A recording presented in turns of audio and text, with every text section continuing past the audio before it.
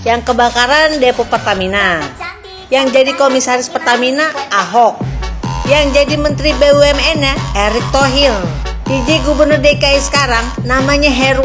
Yang ngasih KTP ke warga Tanah Merah namanya Jokowi. Tapi giliran kebakaran yang disalahin, yang dicaci maki sama buzzer RP Anies Baswedan. Kok kayaknya PR-nya buzzer RP tuh banyak banget ya untuk ngejatoin Anies Baswedan.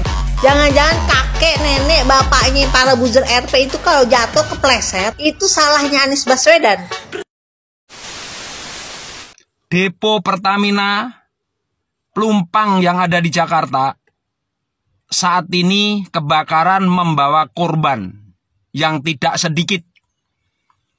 Yang harus bertanggung jawab adalah Anies Baswedan. Karena Anies Baswedan punya kontrak politik dengan masyarakat setempat yang menempatin tanah Pertamina. Tanah negara. Negara tidak wajib, tidak harus mengganti-ganti rugi korban yang terjadi kemarin. Yang harus mengganti-ganti rugi itu adalah Anies Baswedan. Masyarakat harus tahu, tuntut Anies Baswedan. Masyarakat harus sadar bahwa itu adalah tanah negara, tanah Pertamina.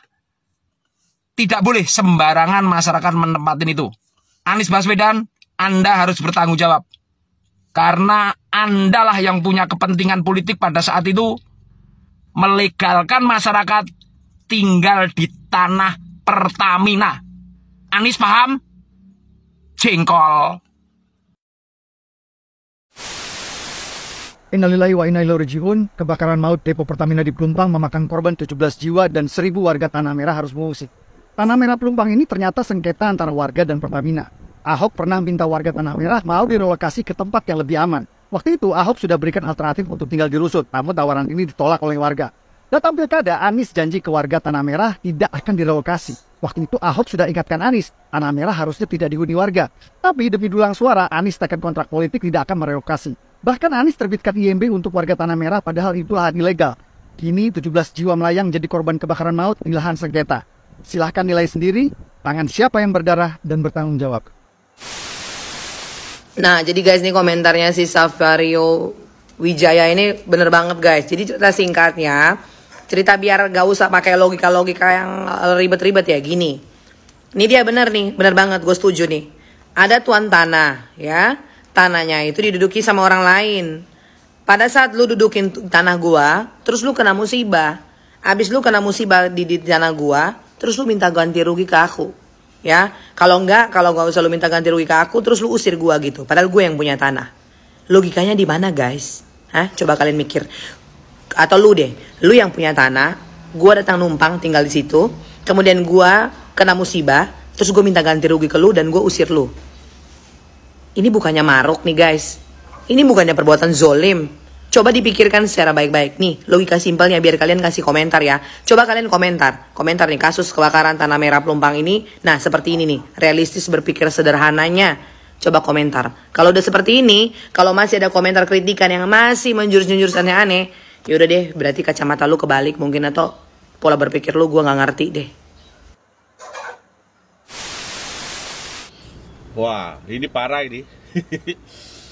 Semoga korban kebakaran di depo Pertamina Tanah Merah yang meninggal dunia diampuni semua dosa-dosanya oleh Allah dan ditempatkan dengan orang-orang beriman. Amin. Dan untuk para korban yang terluka, parah maupun tidak parah, semoga cepat sembuh seperti sedia kala. Dan kalau memang tanah itu yang melegalkan si Anies, ya semoga dia bertanggung jawab. Kalau berani bertanggung jawab lah, kalau nggak berani ya nggak tahu lah. Soalnya dia emang kayak gitu orangnya, mungkin kayak gimana gitu.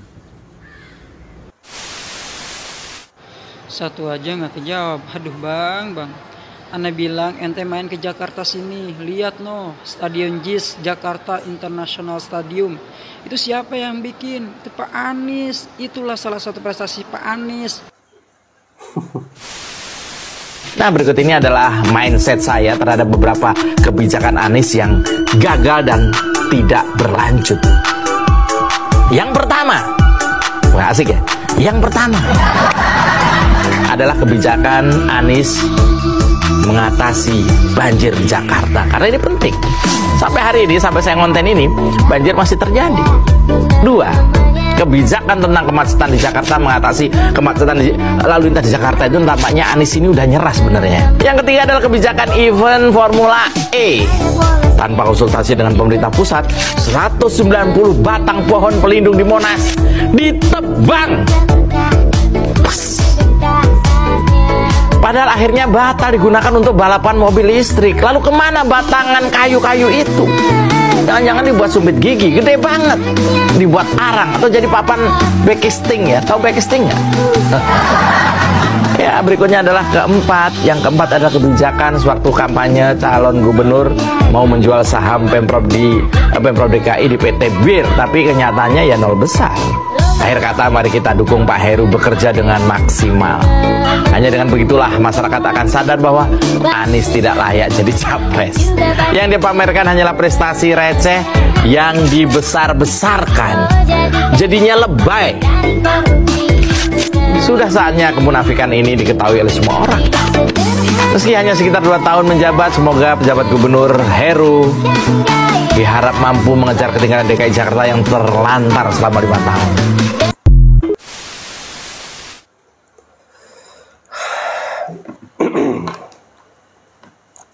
Halo guys, jumpa kembali bersama saya Bastian Sebo. Oke, ini saya tanggapi juga ya soal pernyataan dari Mbak Ajeng yang tadi membuat statement yang komisarisnya Pak Ahok, kemudian Menteri BUMN-nya Pak Erik, lalu yang disalahkan adalah Pak Anies. Ya. Jadi kenapa di sini Pak Anies harus bertanggung jawab? Saya kira tadi video-video singkat yang saya reaksi cukup memberikan gambaran yang jelas ya. Karena Pak Anies lah yang memberikan teken politik, kontrak politik dengan warga Tanah Merah ya, yang seharusnya dulu ada ide dari Pak Ahok agar warga di sekitar situ harus direlokasi ya, tapi oleh Pak Anies ini demi mendulang suara ya akhirnya membuat kontrak politik seperti itu. Dan itu ya kita bisa menyatakan bahwa Pak Anies juga harus ikut bertanggung jawab dalam peristiwa ini ya. Oke, ini memang kejadian yang sudah lewat ya teman-teman, sudah terjadi, musibah ini sudah berlalu, dan kita semua pasti tidak menginginkan peristiwa atau kejadian ini terjadi lagi atau terulang kembali ya. Tentu peristiwa yang sangat memilukan ini bisa menjadi pelajaran bagi kita semua ya, untuk lebih hati-hati dalam memilih pemimpin, dan ini juga bisa menjadi pelajaran bagi setiap figur-figur yang ingin maju sebagai pemimpin di negeri ini ya, untuk mengambil kebijakan yang benar-benar tegas ya.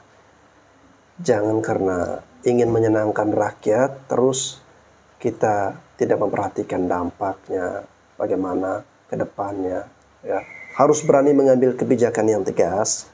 Walaupun mungkin masyarakat akan protes atau tidak suka mereka direlokasi, tetapi kalau itu untuk kebaikan ya harus tegas. Saya rasa mungkin sikap ini hanya boleh dimiliki oleh orang-orang tertentu ya.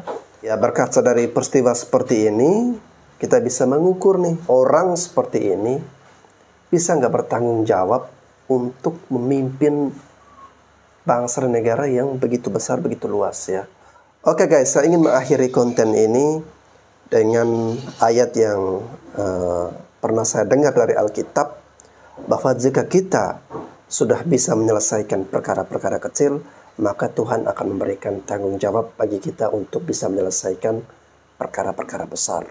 Tetapi kalau perkara kecil saja kita belum bisa menyelesaikan, maka jangan berharap Tuhan akan memberikan tanggung jawab atau perkara yang besar ya. Oke teman-teman, terima kasih sudah menyaksikan video ini. Saya Bastian Sebo, sampai jumpa lagi di konten selanjutnya.